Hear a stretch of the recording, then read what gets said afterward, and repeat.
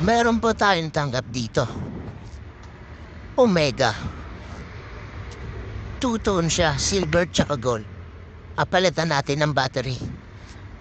Ituturo ko rin po pala sa inyo kung paano gumamit ng demagnetizer sa relo. Yan po, start na tayo. Tanggalin muna natin yung battery.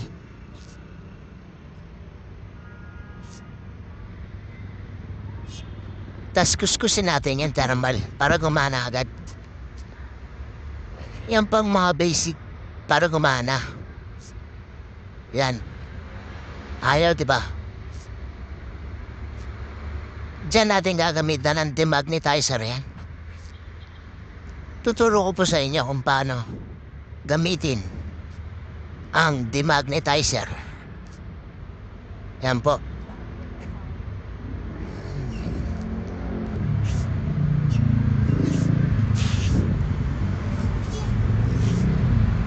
Brushin muna natin, nilagyan natin ng liquid.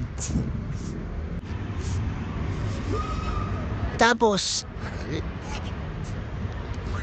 usig-usikan na lang po natin. Yan. Tanggalin na rin natin yung mga libag-libag dyan. Ayun o. Yan. Punasan natin na onte para medyo matuwa yung customer. Balik na natin yung battery. Yan, balik na po natin yung battery. Ayaw pa rin.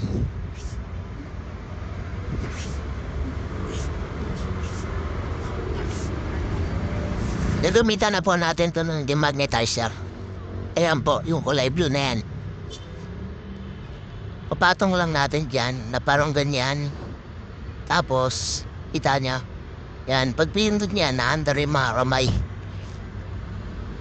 Oh, diba? Maandar, no? Oh, yun, diba? Oh. Oh.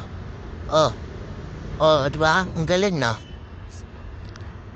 Ang purpose po niyan, kasi yung ibang mga hindi nilagyan ng battery, tas umabot na ng 1 year to 5 months, yung iba hindi na tumatakbo. Kaya kailangan gamitan ng demagnetizer para yung mga gear niya o pandar ng maayos. Kasi na-i-stuck yun. Yan. O, diba? O, diba ang galing? Ganyan lang ko ang paggamit ng demagnetizer. Yan. O, okay na. Bambalik na po natin yung takip. Maraming salamat po sa panonood. Subscribe. Thank you. Pa-follow sa Facebook page. Thank you.